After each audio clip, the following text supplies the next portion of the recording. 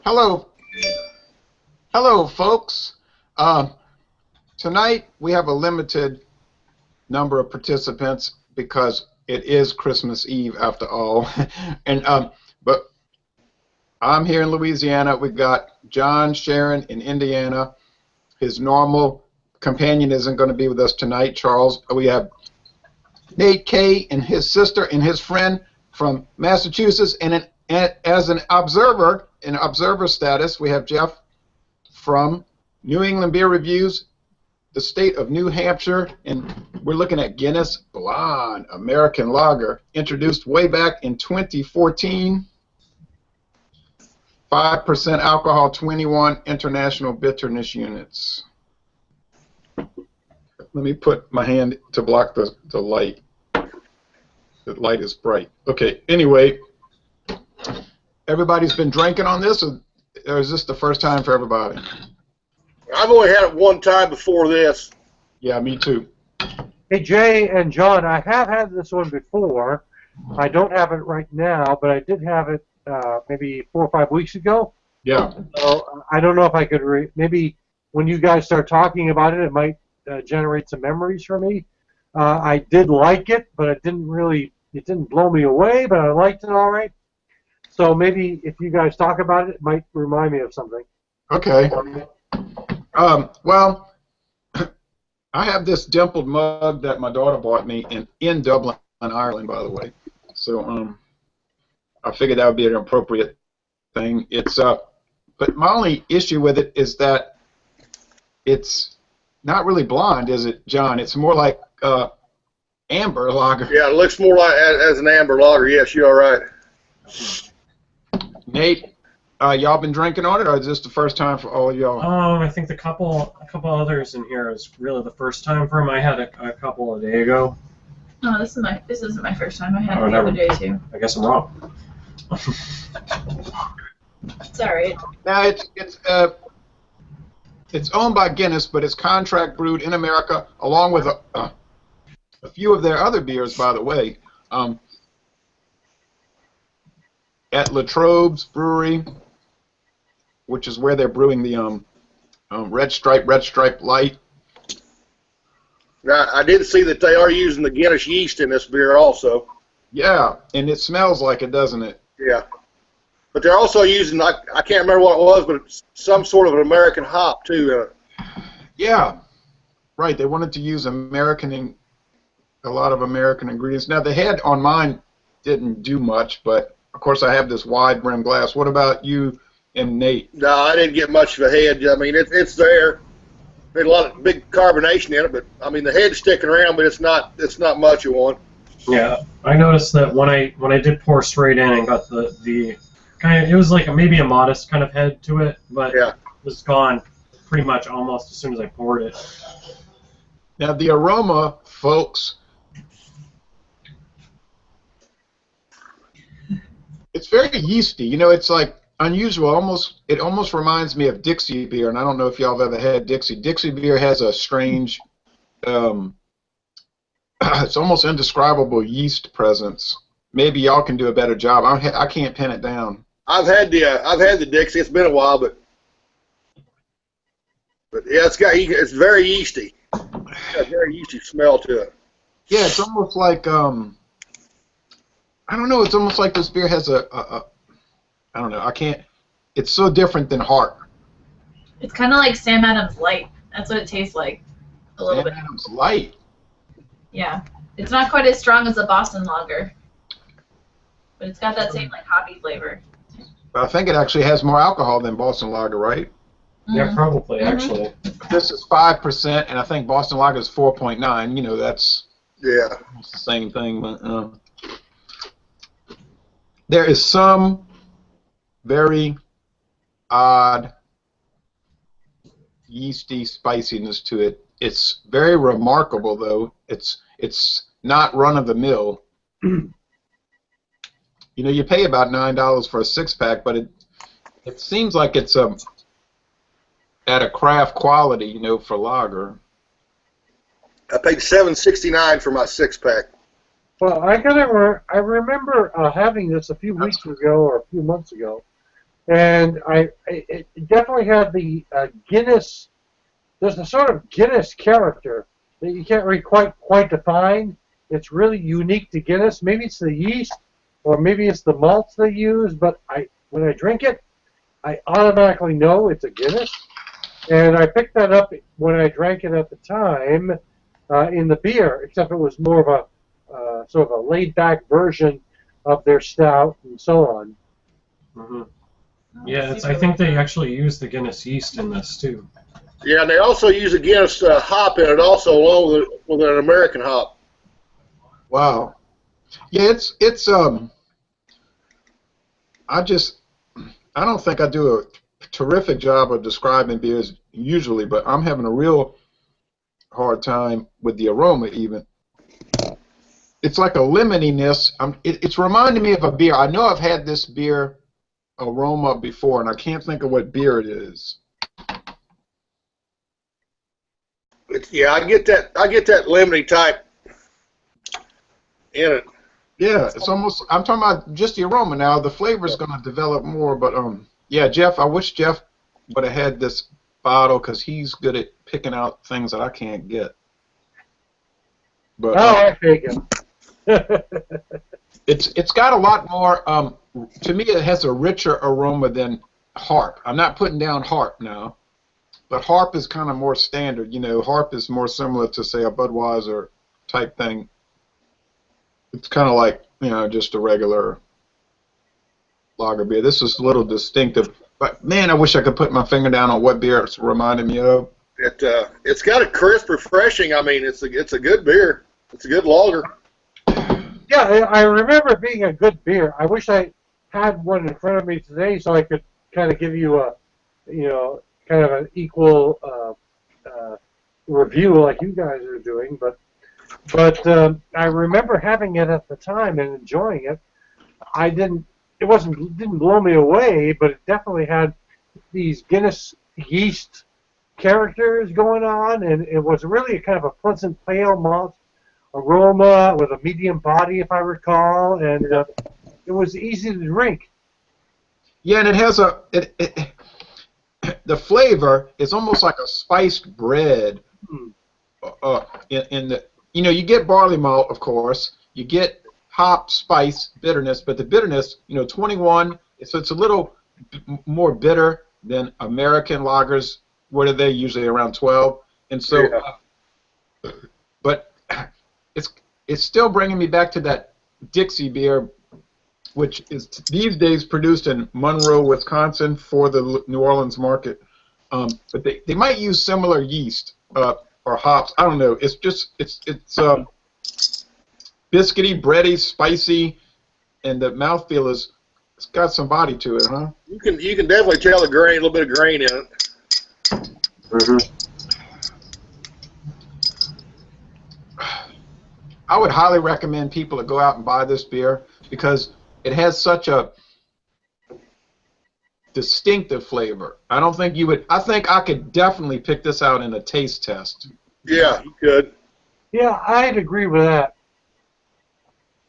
Yeah. I think it does have a uniqueness to it, but it does have that sort of Guinness character. Guinness has a certain character I can't quite define, but when I drink Guinness beers, you know it. It's got this, I don't know if it's the yeast they use or the malts they use, but it's got this thing. It's like, oh yeah, I can tell this is a Guinness, and this one is like a mild Guinness. Yeah, and Jeff, doesn't Guinness also mix in a sour beer with their regular beer to give it some kind of unusual flavor? I really can't answer that. I don't really know. I don't know about that. I've never heard that. Yeah, I've read that they take regular beer and then they take other beer, ale that's gotten sour, and they mix it in with it. You know, not a whole lot of it, but they mix it in to give it some character. But you know, it's kind of Guinness is kind of a strange beer too. But you know, this is kind of remind me. Well, I was going to say a little bit like Red Stripe. Some characters like Red Stripe, but I better not mention that, so I won't. But But Jay, everyone likes Guinness. I think even people who love craft beer and the beer snobs, I hate to use that word, but yeah. people who drink beer love Guinness. There's a certain character about it that maybe it's the yeast or maybe it's their malt character, but it's very unique to Guinness. Hops, yeah. And I noticed it. I remember noticing it in this particular beer. I wish I had one today so I could kind of give you a good sort of agreeable or kind of honest review. But I remember tasting it maybe a month or so, or maybe 2 months ago, and I said right away I knew this has got this Guinness yeast or something. There's something going on. Yeah, and I think you're right. And I think the beer snob, even the beer snobs, have a problem trying to hate Guinness. Even they'll say, they have a hard time actually hating Guinness. No, you can't hate a good beer. I mean, you can try, but really, John, you're right on. You're right on, John. Yeah. Hey, well, I'm going to go through everybody, but my overall opinion of this beer is they did a great job with it. They said I think on the website they said they spent like 3 years trying to develop it. Like it was real complicated. They were worried that they wanted to get it right, and I think they were worried about it being produced in America. But I think it's really good. I mean, I'd give it really high marks, and I would recommend anybody to, even your regular beer drinkers might like it because it's distinctive, but it's mild. They wouldn't say, oh, it's nasty, it's bitter, or anything like that. What do you? I'm really surprised that even Rate Beer and Beer Advocate scored it pretty high. Beer Advocate give it a 74, and the Bros give it a 70. Rate Beer overall was 23 with a 60 on style. So I mean, for Rate Beer, you gotta Rate Beer. These people who are members of Rate Beer. I'm a member of Rate Beer. I am too. But I try to be very honest about my beer reviews. Yeah. But there's a lot of people who go to Rate Beer. I hate to say, there are people who join Rate Beer who simply, all you got to say it's produced by Budweiser, Miller, or Coors, or produced by Heineken, or one of the national breweries. Immediately, it's going to get a 1 rating. It doesn't matter what it is. If you're right, if they find out it's made by one of the big producers, they're going to give it a 1. I don't care. Even if they like it, it seems like they're going to give it a 1.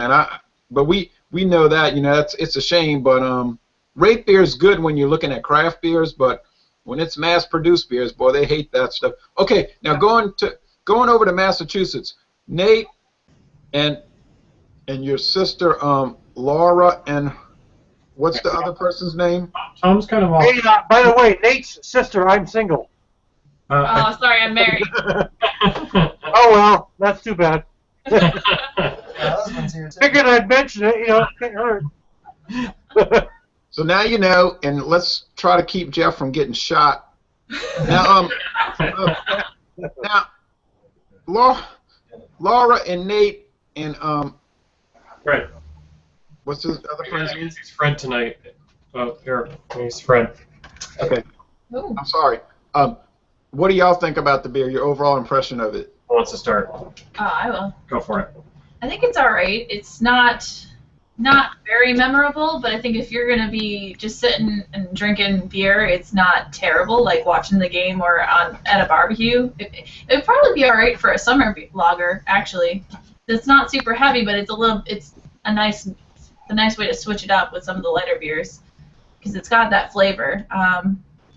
I don't love it, but I guess as far as lagers go, it doesn't have a terrible aftertaste, so that's nice. And besides that, it's okay. It's a solid beer. All right. Since you didn't love it, you'll never be on the show again, but that's okay. We're very touchy about things. No, I'm just kidding. Totally. Anybody else? No, you got to be honest about it. Any of the other people? You want to do it? I don't really have too strong an impression either way. It's fairly run-of-the-mill. I mean, it wasn't bad, but it wasn't really great either. And that's really the only problem I have with it. It was just, it's definitely the Guinness character to it without being as strong as the Guinness. Or as bitter. Yeah. Okay. Yeah. And as far as I'm concerned about it, I'm kind of a big fan of the bready taste to it. Gives me kind of it almost has kind of a smoky feel for me. Not unlike some of the Jack's Abbey stuff that's produced out in Framingham. I don't think you can get it down there, but they do a great smoked Marzen that a much. Hey, Nate, those Jack's Abbey's beers are unbelievable. Aren't they? The beer they put out is great. I like it. But, you know, it reminds me, the cool part about this is it has that Guinness kind of taste to it that we kind of have a hard time describing, you know, what it is. But it's really, for me, it's like the same kind of, sort of flavor of the stout without it being a stout. Yeah, that's probably right. I like it, but, you know, I'm not going to go berserk over it. Right. But, you know, we have reviewed so many lager beers on here, and some ales too, of course. But hey, remember the one we disliked the most was Shiner Bock. Yeah. Excuse me. I think this beats the fool out of Shiner Bock. Oh yeah. But that ain't saying much. But we have some interesting beers coming up. Now we're about to get off of here, and I think I'm gonna try to run to that store and get those glasses before, because I'm so paranoid about not getting those glasses. I think somebody's going to steal them is what I'm worried about. Okay, a guy from the Miller distributor gave me 4 beautiful Heineken glasses today, and I left. Oh man, I wish I could get one of those. I left them at the store, and I realized it, and I went into a panic fit. Okay, now next week, New Year's Eve. Most people don't do anything for New Year's Eve, so I'm just kidding. So we should have at least one person show up. We have Miller Fortune, but I don't know how many people go out at 6:30 or 7:30 on New Year's Eve. You know, so maybe we'll have some people. Miller Fortune, a very controversial beer. I've actually got one ready to go. So do I. A can of it in my fridge. Now, on January 7th, we've got winter beers. Whatever winter beer you want to bring.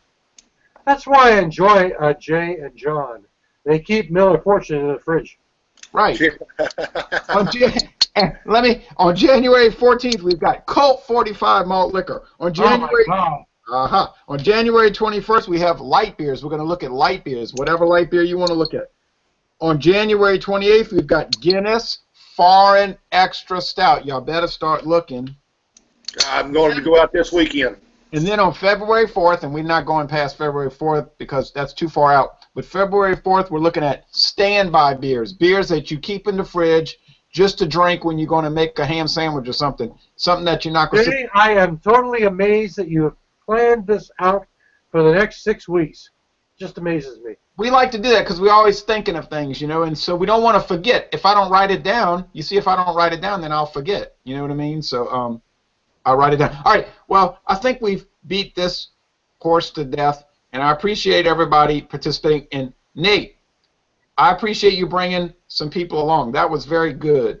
No problem. Hey, Great job, Nate. Does your wife have any friends? You know, Right.